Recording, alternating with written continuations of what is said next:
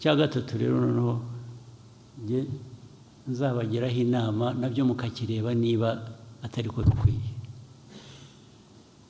Aba bantu bateka umutwe bakanyura muri ibi by'amadini makanisa mu biki bakambura abantu ibyabo bagatwara amafaranga umutungo wabo, biraza gutuma dushyiraho umusoro. Ntibikwiye kubaho. Ubwo nabwo nabonye ku media bavuga ngo ibi bintu ariko banza perezida atabizi, ibintu byo gufunga insengero ni icyaha. Ndabizi.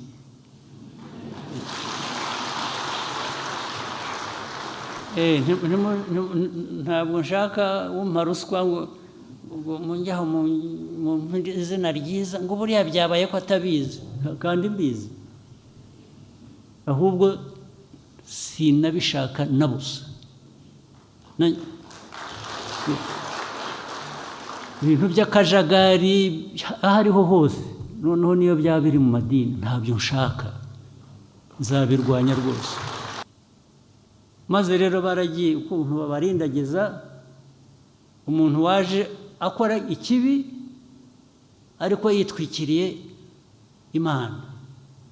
Wari kuvuga ngo ariko se umuntu uvuga ibintu by'Imana ndamuvugaho Imana ntinyumva nabi. Ariko uyu muntu uko ari nkawe nawe uko ari umuntu nkawe, wagiye ahubwo we wagiye kumwemerera guhinduka Imana gute? Ni umuntu nkawe, ntabwo ari Imana. Ibyo avuga n'ibyo akora uba ukwiriye kugira icyo bibazaho.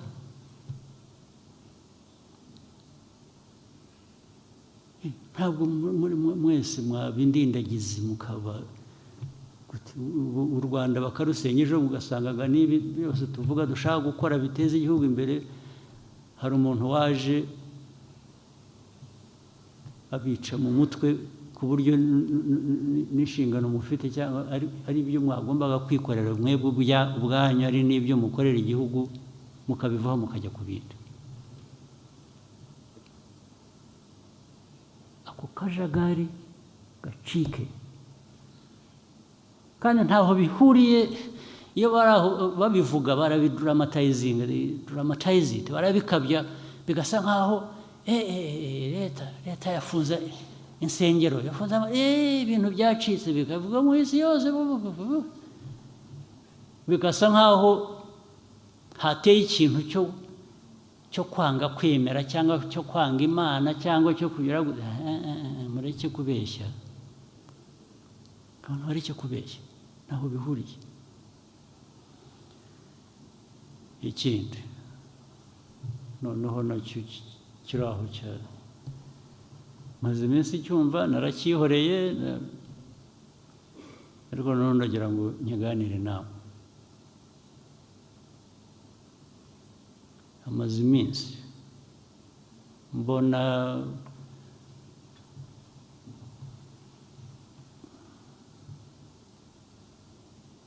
ku mbuga zikoranya amakuru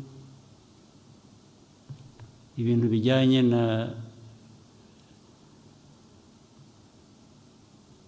churches, ibiriziya cyangwa n'amakanisa ibiki. Izi minsi mbibona, kandi si bwo bwa mbere. Hari ubundi icyo kibazo cyavutse, sinzi niba bamwe mubyibuka, hari abantu basa n'abijijisha ntibagire memore. Ikintu cy'amakanisa ni iki? Murabanza mugahera ku induru ikavuga bafunze amakanisa, babanje ugahera kuvuga ngo ariko ubundi yagiyeho ate? Amakanisa cyangwa niki ukabona amakanisa mu Rwanda, ngo amakanisa bafunze ibihumbi. Amakanisa ibihumbi niki? Mwarwaye iki koko Abanyarwanda? Ariko ngira ngo ni ibibazo byo kuba Abanyafurika dufite ikibazo rwose. imbaraga twari dukwiye kuba dukoresha gukemura ibibazo bya buri munsi bitureba biduha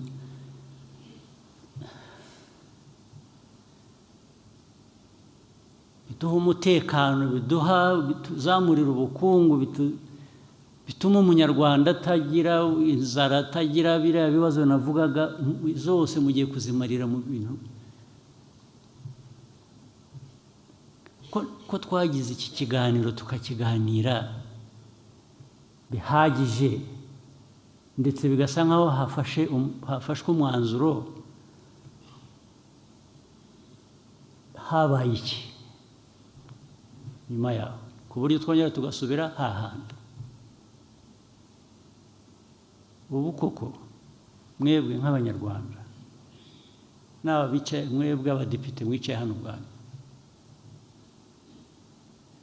ubu hejuru yo kuba umudepite mwumva mufite aho mushingira ku buryo buri wese muri mwe yagira ikanisa mu gikari cye? Ukaba umudepite, ukaba umupasitori, ukagira ikanisa, warangiza erega abantu bakabishyura n'udafite na wa wundi wabujije ibikorwa byari bikwiye kuba bimuha amafaranga, agomba kwishakamo amafaranga akuzanira akaguha.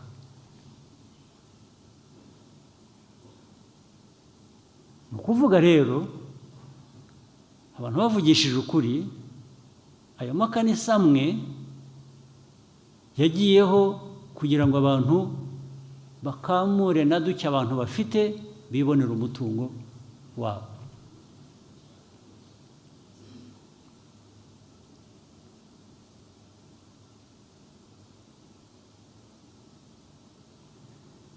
Ni indwara ki?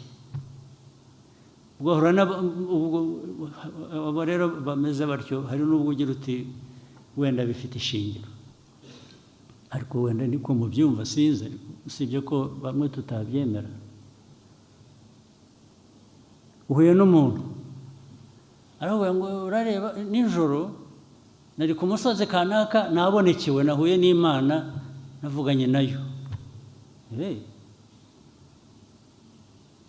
Wahura n'undi akakubwira nawe ukundi Imana ibyo yamubwiye. Wahura n'undi ni umuhanuzi, arahanura ibizaba ejo kuri kanaka no kuri kanaka. Mbere na mbere njyewe mpuye nawe ukambwira ibyo, nabanza kukubaza niba utari umusazi. Ugomba kuba uri umusazi, niho nahera. Icya kabiri, nagusaba ubuhamya, evidence. Ibi ngibi uvuga by'uko warayihuye n'Imana, ibyo yagutumye cyangwa yakuntumyeho, nyereka gihamya. Ariko abanyarwanda mwarapfuye mugera aha ngaha ku buryo umuntu aza akabarindagiza, ari umuntu warindagiye akaza akabarindagiza, mugakurikira,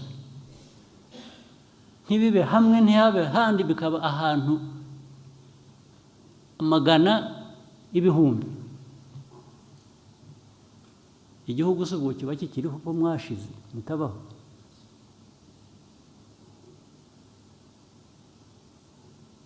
Ariko ubundi ibijya kubaho byo hari ibyo twari tumenyereye, hari ibyo twavutse, bamwe muri twe tunashaje turabisanga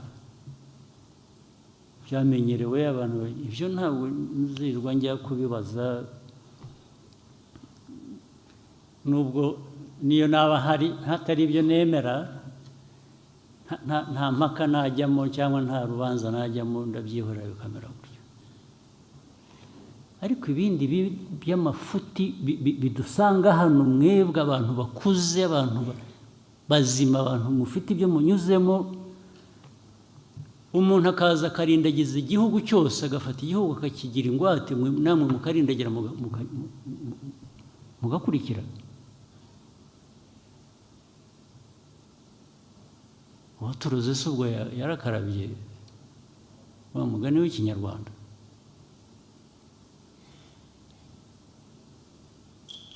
abandi ngo muraho mwagiye mu mashuri mwarize mwaraminuje muraho muri abantu b'abirasi babandi ba VIP warangiza ugashukwa n'umusazi ukamukurikira ntunamubaze utari kurantwara he. ariko handi muranabizi hari nabo bicaga hari nubwo abantu bica rimwe niba mujya mukurikira amakuru simbizi ko mu bindi bihugu umuntu umera cyo w'umusazi agatwara abantu akabatwara ahantu abantu benshi magana ngahe akababwira ibyo bakora akababuza kurya akababuza gufata iki akababuza kugira gute abantu bagapfa. murabizi murabumva murabikurikira cyangwa n'ibyo mpimba byose nibyo mushaka mwebwe nibyo mushaka kubamo ibyo mushaka. uwo muraha muhagarariye abaturage b'u Rwanda barabatoye ngo mwarangiza n'ibyo murimo.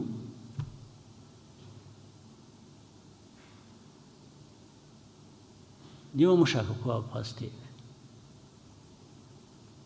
muve mu budepite mugende mu abapasiteri. ariko nabwo mbere y'uko muba abapasiteri cyangwa muba amazina yabo sinyazi neza ibyo bindi mujyamo mujya gushuka abantu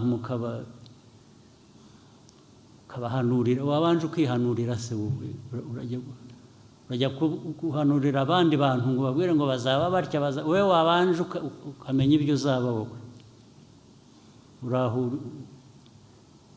uri icyo ntazi urajya gushuka abantu ngo biragenda bikajya no muri politiki ni nko kuyobya abantu bakajya mu bwonko bwawe bakaguhindura uko ugomba gutekereza uko ugomba gukora buri kintu. ibyinshi bizanaturuka no hanze byo kuza kuvuga abanyarwanda ukuntu bagenda n'ibintu bakora mureke tubazanemo urujijo bakaza bigize ibitangaza namwe mugakurikira ntawe utekereza ntawe ubaza ntawe ugira ati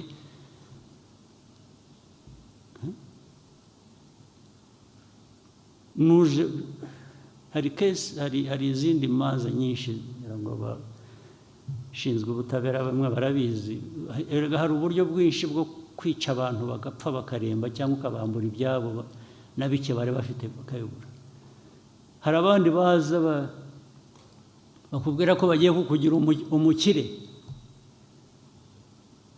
ukabanza kakaduke wari ufite bateza n'igihumbi aho ukakizana bakaguha bitatu ukagenda ukavuga uriya muntu ukongera ukagaruka.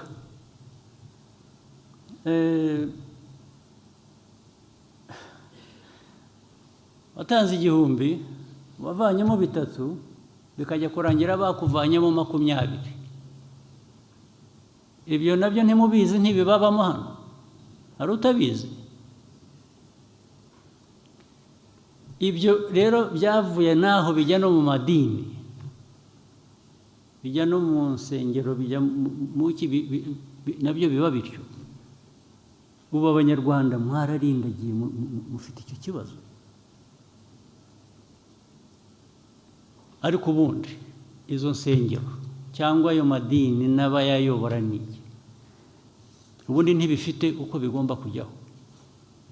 niba ari ibintu hari amategeko abigenga niba byujuje ibyangombwa ibyo birumvikana. mwebwe nk'abadepite muzashyireho n'uburyo bw'ibyo byangombwa ni ibiki. maze rero baragiye ukuntu babarindagiza umuntu waje akora ikibi ariko yitwikiriye Imana.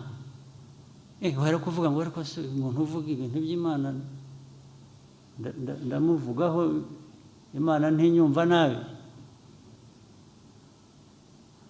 ariko uyu muntu uko ari nkawe nawe uko ari umuntu nkawe wagiye ahubwo we wagiye kumwemerera guhinduka Imana gute? n'umuntu nkawe ntabwo ari Imana ibyo avuga n'ibyo akora uba ukwiriye kugira icyo bibazaho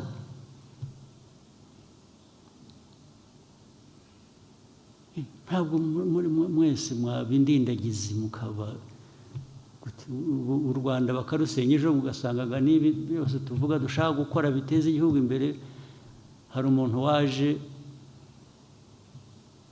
abica mu mutwe ku buryo n'inshingano mufite cyangwa ari ibyo mwagombaga kwikorera mwebwe ubwanyu ari n'ibyo mukorera igihugu mukabivaho mukajya ku bindi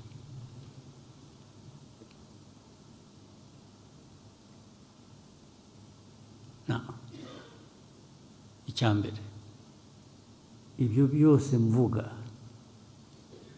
hari amategeko ariho cyangwa se niba ashaka hari biri na ngombwa kuyanoza hari ibitari biriho muri aya mategeko muri hano n'abandi banyarwanda mushyiraho ayo mategeko atugenga tugomba kubahiriza kugira ngo tutaza kuba abantu bari aho bintuza gusa so bigomba kubahirizwa rero ibitubahirije amategeko ntibikwiye kubaho ubwo nabwo nabonye ku media bavuga ngo ibi bintu ariko banza perezida atabizi ibintu byo gufunga insengero ni icyaha ndabizi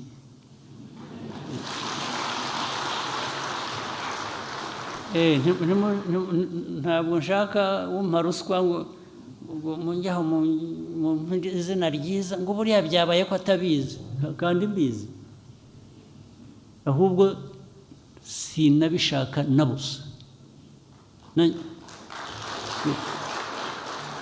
ibintu by'akajagari aho ariho hose noneho niyo byaba biri mu madini ntabyo nshaka nzabirwanya rwose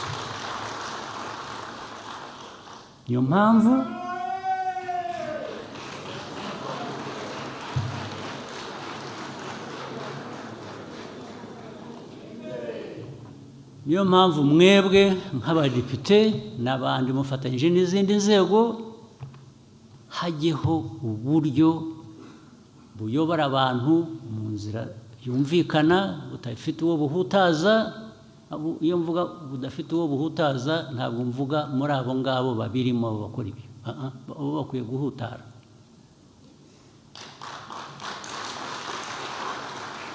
abo mvuga badakwiye kugira icyo bahutaraho ni aba baturage mukwiye kuba muyobora abanyarwanda nibo mvuga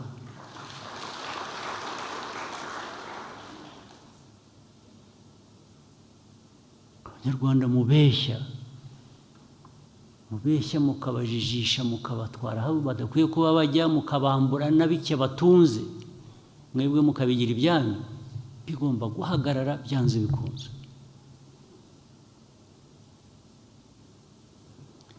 icya gatatu rero noneho nzabagiraho inama nabyo mukakireba niba atari ko bikwiye aba bantu bateka umutwe bakanyura muri ibi by'amadini makanisa mu biki bakambura abantu ibyabo bagatwara amafaranga umutungo wabo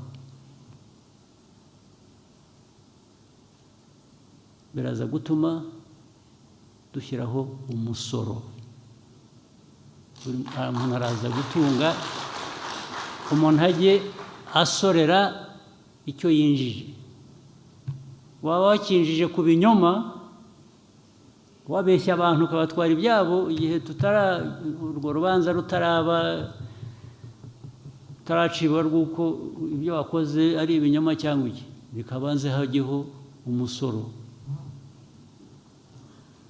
naho gukora bizinesi uyinyujije mu nsengero ngo ntawe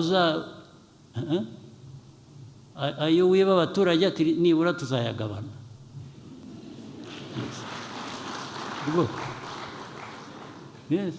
ajye muri leta ajye gufasha abo tuzasanga baragiriwe nabi ako kajagari gacike kandi ntaho bihuriye iyo babivuga barabidramatizing barabikabya bigasa nkaho leta yafunze insengero, yafunze ibintu byacitse bikavuga mu isi yose, bigasa nk'aho hateye ikintu cyo kwanga kwemera cyangwa cyo kwanga Imana cyangwa cyo kugira mureke kubeshya, abantu bareke kubeshya, ntaho bihuriye. Ntabwo uzaza witwikiriye ikinyoma cy'Imana ngo wice abantu, abo bantu wica nabi Imana, uburenganzira se urabuvana hehe? Nanjye mfite uburenganzira, ubwo wenda nanjye nabuhawe n'Imana,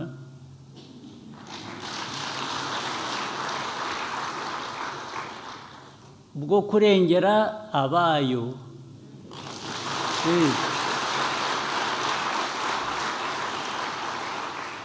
So ntabwo waza ngo untere ubwoba ngo ntambara.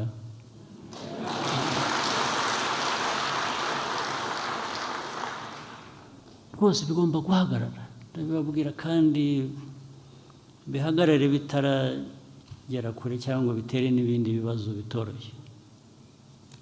Bihagarare. So abari bazi ko ntabizi, ndababwira ngo ndabizi cyane rwose, kandi nsubiremo, bikwiye guhagarara, bikagira uburyo binyuramo, kigiye kubakwa, kigiye kubaho, hanyuma no mu nzego za leta, abazikorera, abazirimo, abafite uko bemera, ibyo bakurikiza babikurikize mu buryo bw'amategeko, batandukanye ibintu, batandukanye kuba minisitiri ukaba n'umupasitori at the same time. Aho ngaho turahitamo kimwe. Ntabwo ari icyaha, ushobora kubiba byombi, ushobora kuba ibintu byose, ariko kugira ngo tutangiza akazi dushinzwe gukorera Abanyarwanda, bigomba kugira uko bitandukana.